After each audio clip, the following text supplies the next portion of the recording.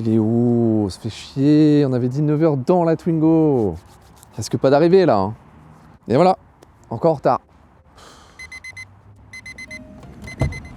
Attends, mais t'as dormi là? Tu me connais, c'est le seul moyen pour que je sois dans la Twingo à 9h. Bon, par contre là, il me faut un petit café quand même, donc le tournage ça sera plutôt 11h. Ah non, attends, plutôt 13, hein, parce que moi faut que je mange ce midi, donc on se dit à tout à l'heure.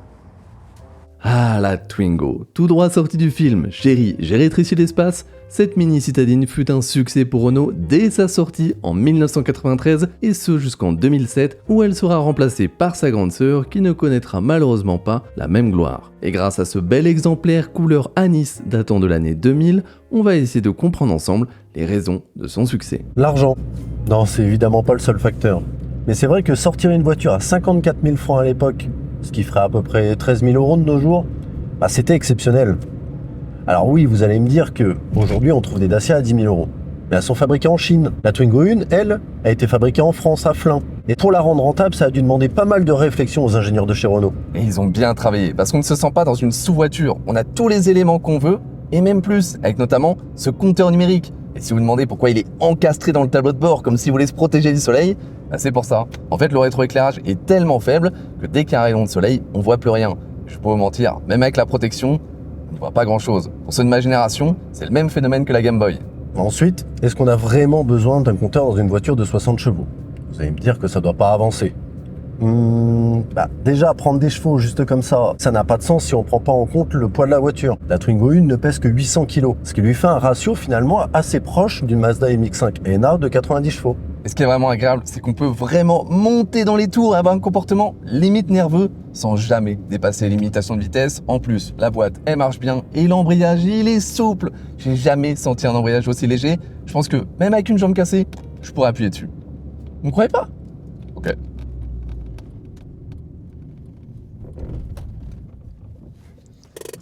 Ils vont voir.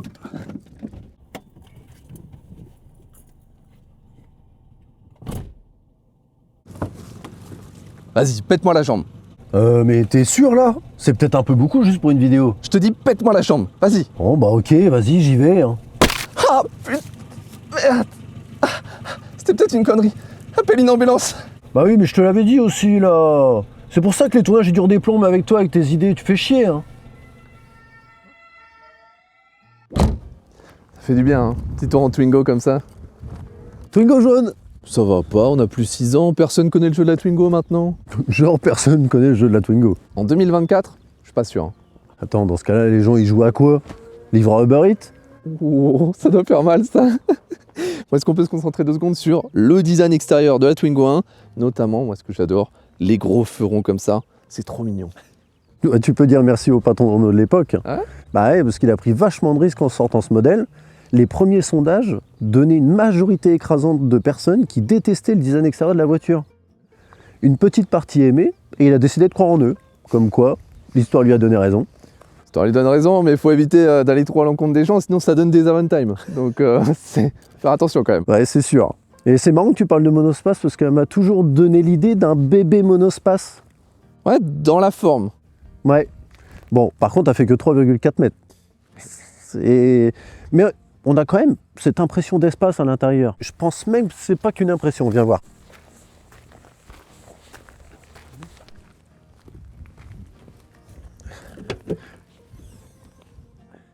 Ouais, je suis pas impressionné là. Non mais attends, le point fort de la Twingo, c'est pas le design extérieur ou le prix de vente. Hein. Regarde. Je pousse la banquette. Bon. Ok. Hop, on rabat les sièges. Là, t'as déjà doublé le coffre. Là déjà on est pas mal. Mais en plus, Oh la vache! tout le génie il est là. Mais là, il y a plus de place que dans le 2008. On pourrait au moins rentrer un canapé là-dedans. Ah bah au moins. Bon. Ça, c'est le coffre. Ah tiens, et au passage, petit sticker la Twingo. Ouais. Ça évite le lettrage. Ah ouais, c'est vrai que même si c'est 1 euro, 1 euro fois le nombre de voitures. Et ouais, c'est encore des économies. D'ailleurs, en parlant de petites économies, il y en a une autre qu'ils ont faite. L'antenne. Ouais.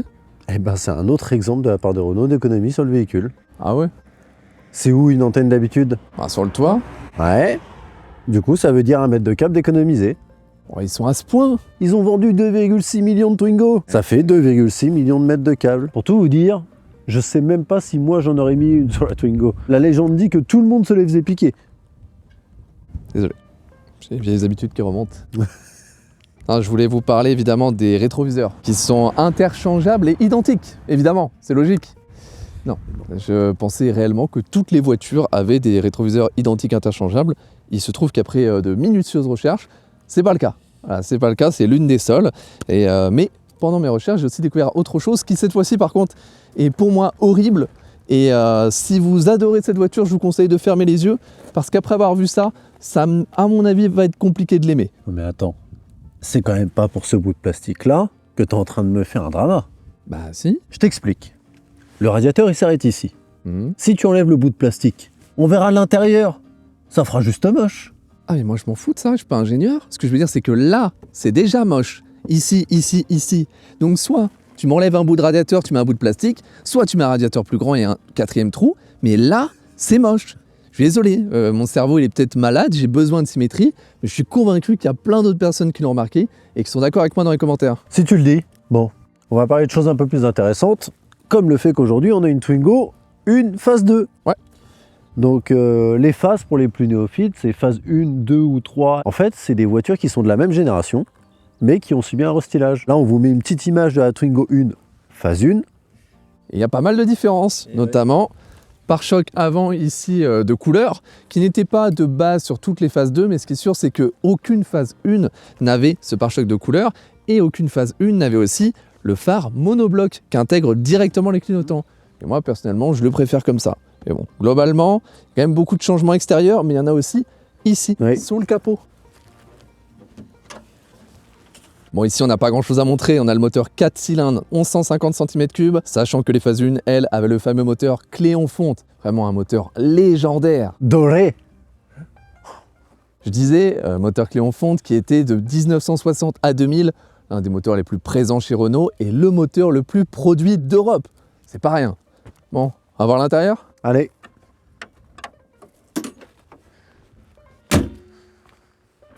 Ah, au passage, les poignées de porte. Ouais. Moyen astucieux de faire des petites économies. Et en plus de ça, au moins 20 ans d'avance sur Tesla et compagnie. Hein. Mais tu sais que t'as une Tesla.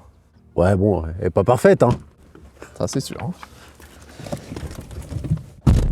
Bon, 20 ans d'avance sur les poignées, par contre sur le tableau de bord, c'est pas ça ? Ah oui, on va pas se mentir, elle fait son âge. Mais compte tenu du prix de vente et de l'époque... ça va. Voilà, on a parlé tout à l'heure, on avait quand même l'affichage numérique. Bon, je comprends toujours pas pourquoi il est au centre. On se demande si Renault, ils étaient pas à 2 doigts de créer l'affichage tête 3/4. C'est vrai. Après, on a aussi les boutons. Ça aussi, c'était différent, les petits boutons de couleur, là. Ouais, j'aime bien et ça va bien avec ce que j'aime le plus dans la voiture, la carrosserie apparente. Je trouve que c'est incroyable, c'est un coup de génie de design. Ça égaye l'habitacle et je me souviens encore du slogan quand j'étais tout petit, Twingo n'est pas faite pour broyer du noir. Oh, attends, je te la refais. Twingo est faite pour coûter pas cher. C'est vrai, derrière chaque décision dans cette voiture, il y avait souvent une petite pensée économique. Et là, il faut se rendre compte que c'est la carrosserie, il n'y a rien. C'est-à-dire que dans cette voiture, il n'y a presque aucun isolant. Vous ne l'avez sûrement pas entendu pendant l'essai, parce que j'ai dû mettre un filtre au montage. Donc je vous passe un extrait sans filtre. Voiture pas chère, mais vitre électrique quand même. Hein. Ça m'étonne, mais bon. Je crois que les phases 1 n'en avaient pas. Par contre, elle avait la belle cuvette qu'on a ici, qui est vraiment incroyablement pratique. Ça te permet de mettre des choses dedans. Et quand tu prends des virages, là, ça les envoie contre les murs. C'est incroyable. Alors, tu te moques, mais j'ai trouvé une utilité à ça. Ah ouais. Ouais, regarde, attends 2 secondes. Voilà, je mets le GPS sur mon téléphone, je le mets là, et avec le pare-brise, ça me fait un affichage tête haute. Pas mal. T'as entendu le passage où je vous dis que quand tu vas donner un coup de virage, ça va... Tu me prends pour un débile ou quoi? Ouais. Regarde, si je le tiens comme ça, il n'y a aucune chance que ça tombe. C'est vrai. Bon, on y va, hein? C'est bon. Ouais.